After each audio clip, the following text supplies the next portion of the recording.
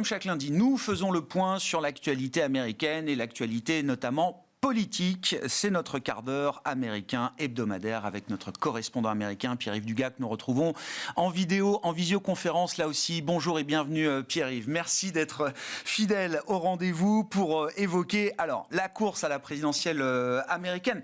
Plusieurs nouveautés. Joe Manchin, on en avait parlé ensemble.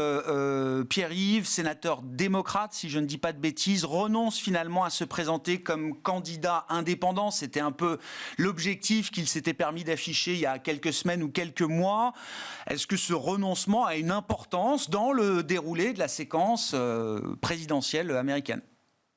C'est probablement une bonne affaire pour Joe Biden et probablement aussi une bonne affaire pour Donald Trump, à condition que Donald Trump soit évidemment le candidat qui reçoit l'investiture républicaine, ce qui paraît plus que probable. Joe Manchin aurait incarné le tiers candidat idéal dans la perspective d'une triangulaire qui intéresse l'Américain moyen beaucoup plus que d'ordinaire parce qu'on est dans une élection présidentielle américaine tout à fait inhabituelle où la majorité de l'opinion et la majorité des électeurs, ce n'est pas tout à fait la même chose que la majorité de ceux qui votent dans les primaires, mais la majorité de ceux qui ont l'intention de voter le 5 novembre ne veulent ni de Donald Trump, ni de Joe Biden. Joe Manchin avait une carte à jouer. Il a longuement hésité. Il a fait le tour des popotes et des financiers. Et finalement, il a conclu que le jeu n'en valait pas la chandelle.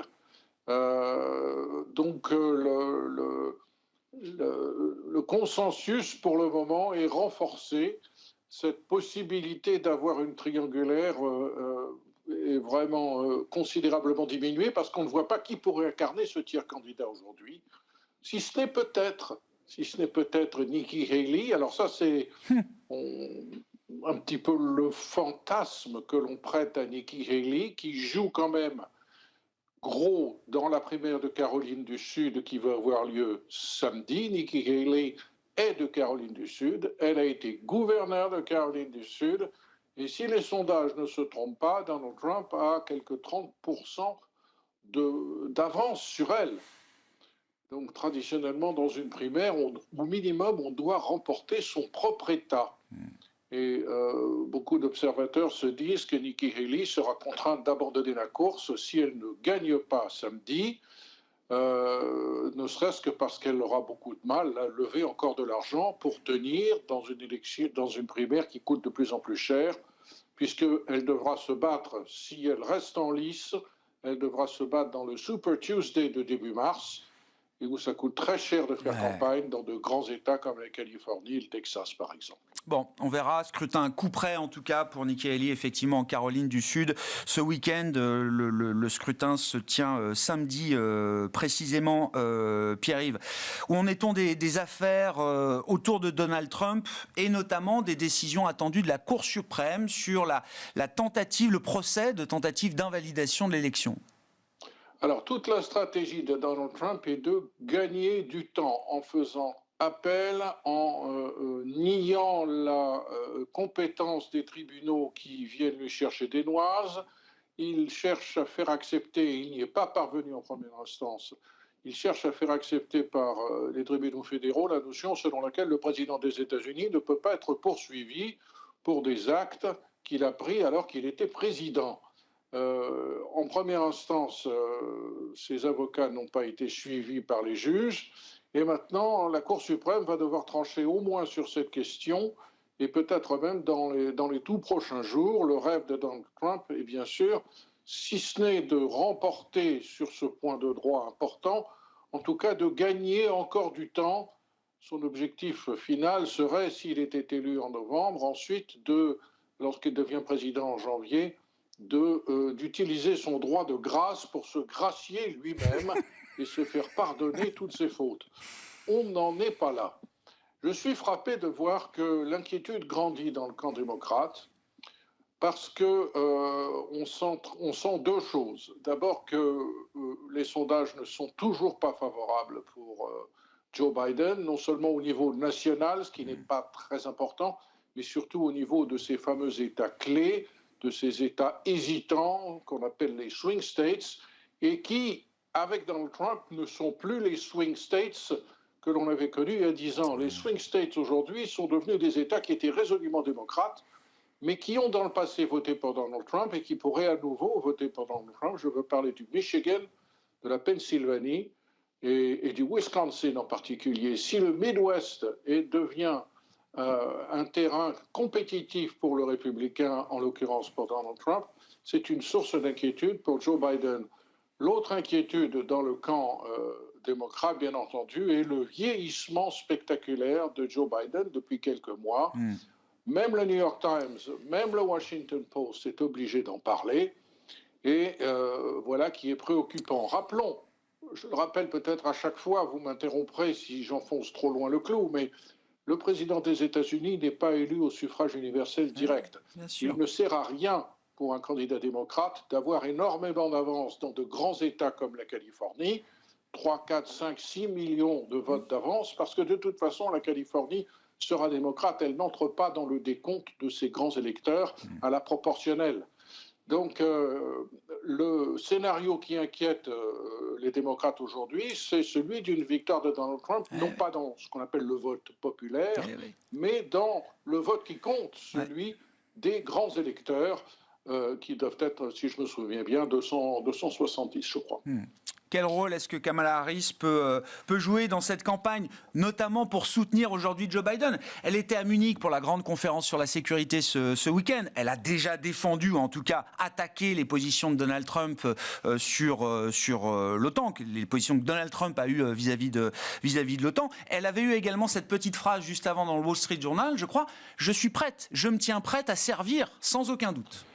Alors là, c'est une arme à double tranchant. Parce qu'elle n'est pas populaire, elle est encore moins populaire que Joe Biden. Est-ce que Joe Biden a intérêt à laisser parler de plus en plus Kamala Harris sur le thème « Je suis prête ». Autrement dit, est-ce qu'il ne court pas un risque d'entrer dans l'argument de son adversaire qui vous dit, vous votez pour Biden, en fait, vous votez pour Kamala Harris, parce que Joe Biden est beaucoup trop vieux, il a 81 ans, il ne pourra pas terminer son mandat. Kamala Harris n'est pas populaire. Tous les sondages montrent qu'en cas de match, si j'ose dire, entre Kamala d'une part et Donald d'autre part, Donald gagne encore plus largement que s'il est face à Uncle Joe. C'est ce que disait Biden, quand il a annoncé effectivement qu'il se représentait. Il considérait déjà à l'époque être le seul à pouvoir battre Donald Trump. Un mot également alors, de ce qui se joue sur le terrain international, bien sûr, Pierre-Yves.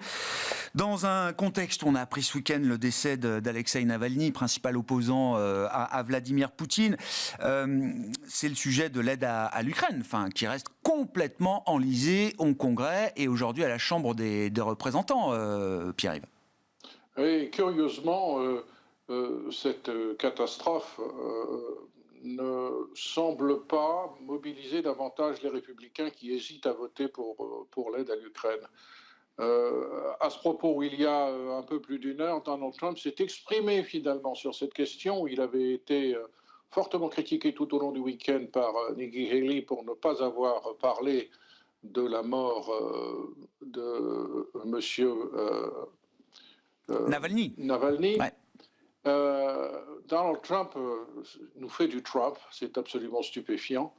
Voilà ce qu'il nous a dit. Je ne sais pas si vous l'avez vu passer, Grégoire, mais ça vaut son pesant de caramel mou. Je suis, dit-il en substance, je suis le Navalny américain. Poutine se comporte à l'égard de Navalny comme Joe Biden se comporte à mon égard. Je suis persécuté. Je représente le peuple et je suis persécuté.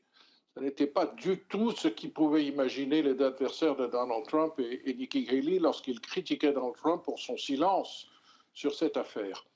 Je dirais le débat sur l'Ukraine est complètement englué à la Chambre des représentants alors qu'un compromis bipartite a été adopté au Sénat.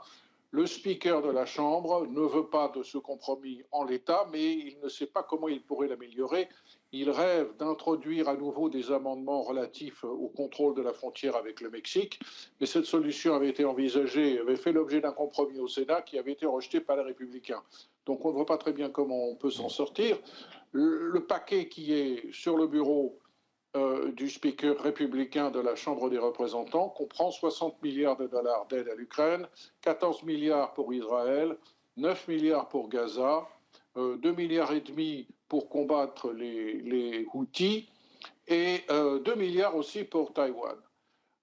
Ce qui me frappe, c'est l'irruption d'une nouvelle approche qui est notamment reprise par Elon Musk dans ce dossier, où il ne s'agit pas simplement de dire l'Ukraine c'est loin, occupons-nous d'abord de nos affaires à nous, c'est-à-dire l'approche isolationniste et nationaliste traditionnelle de Donald Trump qui nous ramène aux années 30.